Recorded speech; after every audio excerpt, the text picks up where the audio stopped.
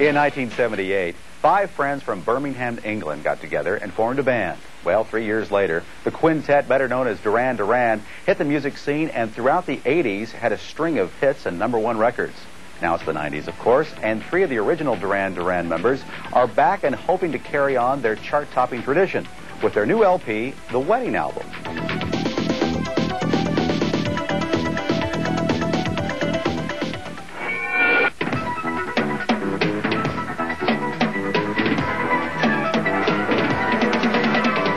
Our music has always very much reflected ourselves and our environment and how we felt about the world at the time, really. Her name is Rio and she dances on the sand.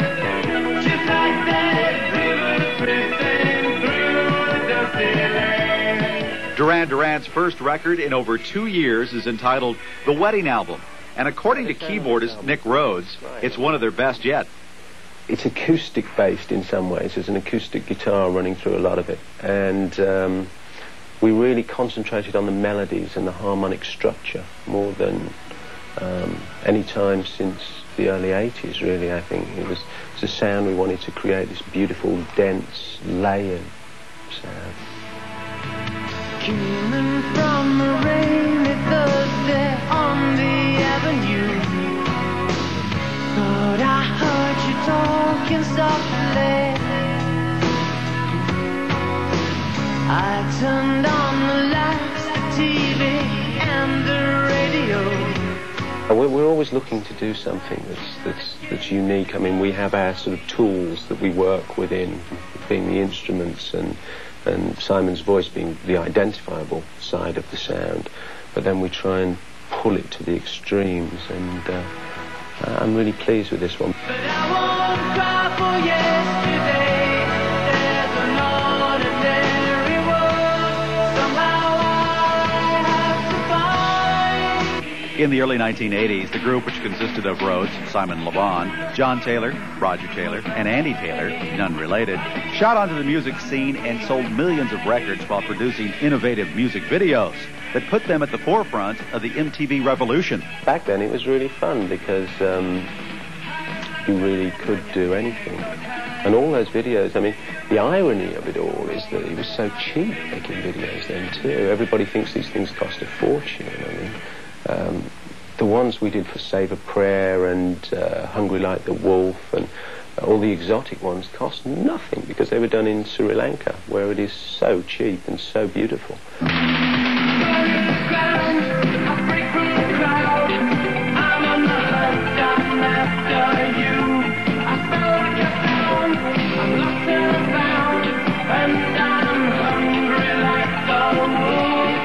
Other hits, particularly Girls on Film, produced videos that many still consider to be a bit racy.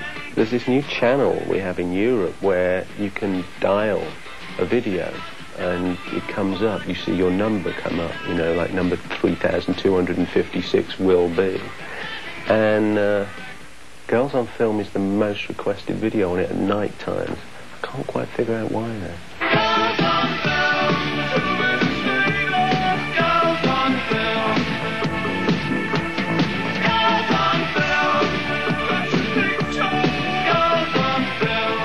It was a controversial one, but I mean, I think people have done things that are a lot more controversial since. Hey, if I'd known Madonna then, I would have asked her to be in it. You know. Notorious. Nick remembers all too well what it was like being at the top of the charts. Being retrospective about it now, just things that I can't believe we actually coped with at the time.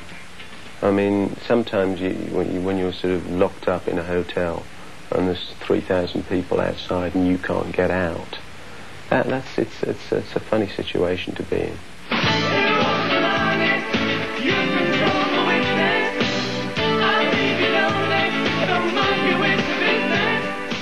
But I'm sort of glad we're not in that position now. I mean, it is nice to be able to have a little bit more freedom. On the new album, Nick is joined by 2 other original Duran group members, John Taylor on bass and lead singer Le Bon, whose penchant for excitement led him to serious injury recently from a motorcycle accident. Simon does like sport, and he got this motorbike and started riding around, which was sort of, came under a little bit of stick from the rest of us for it, I guess. And then he decided he wanted to race the bike, which really didn't go down too well. And the first race he had, he came off it at about 120 miles an hour or something. And he was very lucky. I think he broke his collarbone and one thing and another, but he's not going to race it again. So. Nick says that he is delighted the group, who had little airplay in the past few years, is back on the charts again with their new single, Ordinary World. I'm always happy when we get played and miserable when we don't. It's one of those things I think you have to go through ups and downs. Everybody has things that are, albums that do better than others. You can't constantly have something that is doing well forever. Even Frank Sinatra, I'm sure he's had a couple of flops somewhere.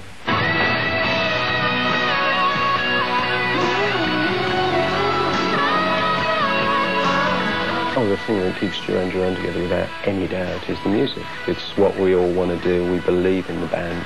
We still feel that we've got a lot of new territory to explore. And we feel that, we're 12 years old as a band now, and we've just done the best album of our careers so far.